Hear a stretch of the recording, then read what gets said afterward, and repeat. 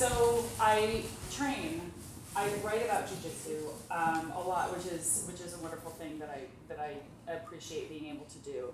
I help run camp. I compete sometimes, and I teach sometimes. Just help run camp. You are. I'm the queen of camp. And so Jiu Jitsu for me has for many years been an incredibly important part of my life. It's been a life philosophy and a guiding principle.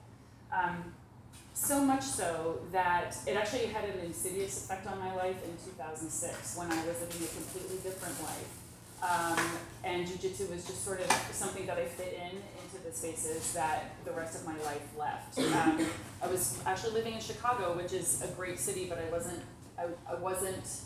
didn't belong here anymore.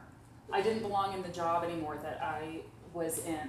I'd ended a relationship. I was sort of at cross purposes, and the only thing that mattered to me at that point, besides family and the people I care about, was Jiu Jitsu. And when I say that it was insidious, it showed me how much joy it was possible for me to feel, and how little joy I was feeling in the rest of my life. And so it was almost like a shoehorn that kind of like pulled me out of my life and into some complete abyss that I didn't really, I didn't understand what I was doing. But in 2006, I quit my job, I sold my home, and I went on kind of a jiu-jitsu walkabout. And I trained for about 2 months, and then I landed in California and stayed there for about 5 years. And about 2 years ago, I moved back east because I'm from the East Coast. So for a very long time, I identified almost solely as a grappler. I was, constantly wearing t-shirts, which seem to multiply. I don't know if your jiu-jitsu t-shirts seem to multiply, but mine are like rabbits. Like I get rid of some and then they, and then more come back. And I lived a grappling lifestyle as much as it was possible for me to do so. I started to joke that grappling was my career, but since I didn't make any money at my career, my hobby was making a living. And that was actually pretty accurate for a long time. And I liked it. I liked being sort of mostly a grappler, and I think that it was kind of in response to having identified for so long as something that didn't feel right. So for a very long time, I was almost stridently a grappler. But recently, I've started to realize that I want the pendulum to come back the other way, because there are lots of other selves that I have that are really, really important to me. And I'm going to read from a list of them that I made. So one other self I am is Aunt Farted. And my niece and nephew nicknamed me Aunt Farted, and when your niece and nephew call you Aunt Farted, you respond. So that is one of my selves. I am Dr. or Professor Worthington.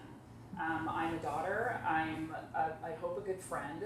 The one I don't like very much is I'm ma'am. So I'm at the point in my life now where I am ma'am to some people, and that's not my favorite. I am a winner sometimes, I'm a loser sometimes. As cliche as it sounds, sometimes I'm a scared little girl. I am a karaoke enthusiast. Not an expert, but an enthusiast. So the point is that I am many different selves, and all of them are important to me, and I have to make choices about how I'm going to express them and how I'm going to validate them. So grappling for me influences all of these other selves. I really believe that grappling, and maybe this will resonate with some of you, I feel like grappling, people ask me why I've done it for so long, and my answer is always, I really feel like grappling helps me be a better person. Not just in terms of me being cranky when I don't get to train, but in terms of giving me opportunities like nothing else to test myself, to really live up to the standards I believe I hold for myself, to kind of, put my money where my mouth is, those kinds of things. But for a long time, I wasn't really able to kind of reconcile who I was as a grappler with who I was with all of these other people. And I think it's because I felt uncomfortable trying to reconcile the two. I didn't realize it, but my grappler friends didn't know my other friends, and I didn't talk about grappling with other people. who don't train. And I didn't realize it, but in my mind there was sort of this division where I was my grappler self, and I knew that it was really, really positively influencing these other aspects of me, but I didn't really share it that much with other people. And kind of slowly over time that started to change, where a couple times my parents, when I was still living in California, my parents flew out to watch me compete in the Mundial. Like, my parents they're just amazing on so many levels, but they actually suggested it, but they didn't suggest it, I think, until they had felt a shift in me that I was ready to share that with them. And that was part of a process that took me a long time, because I was still trying to figure out who I was.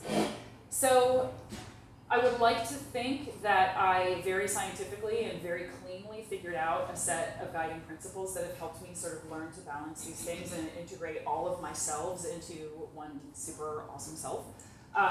But that's not the case. I think what's happened more is that I've kind of stumbled upon a few sort of like tenets of living that seem to work for me through a lot of trial and error and a lot of, I don't know what I'm doing. And I'm gonna try this because it seems like it's the only thing that will work. Given this is how I sort of imperfectly look for balance and try to create balance in my life. So the first thing is that I try to recognize the behavior that's appropriate for the self that I happen to be choosing that day. If I had a really crappy day at work, then I don't bring it on the mat. If I am with my family, then I'm going to act differently than I am with my colleagues. And what I mean by that is, I'll just give you an example to illustrate. So last week, I was with my family, and I didn't train Jiu Jitsu from, I trained on Tuesday, and then I didn't train again until Sunday. And there was a time in my life when that would have made me completely flip my lid, and I would have been just beside myself and unable to deal with not training that much. But my family is a huge priority to me. They care about Jiu Jitsu to the extent that they know it makes me happy, but they don't care about it otherwise. There's no reason for them to. It's not their thing, and that's perfectly fine. So when I go to spend time with them, I'm with them. And I'm not thinking to myself, oh man, I wish I were training, or wish, maybe I'll watch some instructionals, blah, blah, blah.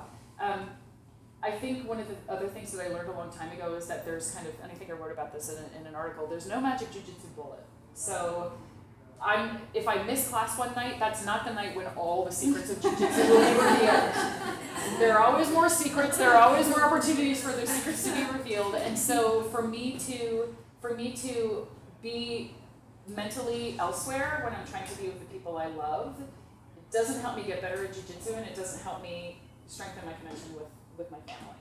So I work really hard at trying to be present wherever I am, and it's certainly not easy. There are times when I'm working at my job, which I actually like, but I'm thinking to myself, oh, you know what? New class is going on. I wonder if we could wrap this meeting up so that I can get on the mat. But to the best of my ability, I try to be present wherever I am, and to be okay with that. And that's been a process too. And I try not to apologize for the choices that I make when I'm being present. So what I mean by that is I don't come into class and say, yeah, I really wanted to be here, but here's one excuse, and here's one excuse, and here's one excuse. Because first of all, it doesn't change the fact that I didn't train, and second of all, nobody cares. It's not that they don't care because they don't care about me. It's that they're happy when I'm there, and they figure that I'm a grown-ass woman and that I'm doing what I need to when I'm not. So it behooves me to behave, to respond in kind. So as and then as another example of that, I for a long time I was doing 2-a-days and training twice a day. And like I was saying, now that I'm working, I'm looking at the clock and going, maybe the new class I can get to it. But I've gotten so much better at going, well, okay, it's 12:30, it's 12:45, oh well, I guess I'm not going to make it. As opposed to, it's 12:30, it's 12:45, I'm not going to make it. Excuse me, and so it's just much nicer to sort of say, you know what, I'll get my training in tonight, and that'll be good. So the third thing that I've just started to basically just try to acknowledge is that I will always wish that I had more opportunities and more time to be all of myself. And there's never enough time to express all of who you want to be all the time. And so what's been important about that has been for me to really identify those selves or those aspects of myself that nurture me the most, that help me feel most alive and most connected to the things and the people I love, and to foreground those and to focus on those. So I don't want to be like, bitchy car driver who's like zooming in and out of traffic. I don't want to do that because that takes energy, even though sometimes it's really tempting. I don't want to be that person because that takes energy away from the other selves that I could be. And because sometimes I take that out of the car and onto the mat or with my friends and, oh my God, I hate people who drive, blah, blah, blah, blah, blah. I don't want to do that. And I also want to anticipate that there are maybe future selves that I am not yet, but that I would like to be, that I have the potential to be, and sort of work them into. So, just the real takeaway there is that balancing jiu-jitsu in life for me is not sort of like a fix it and forget it kind of thing. It's more like balancing on a Swiss ball or balancing in a moving subway without holding on. You're constantly making slight, tiny, minuscule modifications and adjustments to your balance. And sometimes you have to make big ones. Like if the train stops suddenly and you have to take a big step, or you, as has happened to me on certain occasions, you fall into the lap of the person behind you. That actually happened to me once when I was like in my 20s, and he couldn't stop laughing. The guy that I fell into, he couldn't stop laughing because it was like Santa Claus.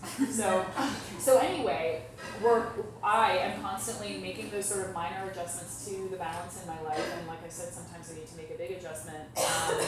And just knowing that, even though it's frustrating sometimes, just knowing that the balance is always shifting, and that sometimes it'll shift back toward the things that I want to be focusing on, and away from the things that I feel like I sometimes have to focus on. It's just comforting. It's really comforting to know that those kinds of things happen. So, let's see. The things that I ask so for many of us, obviously, the kinds of selves that we want to be are going to involve grappling in some way because, some of the evidence is that we're here, that we train elsewhere. And so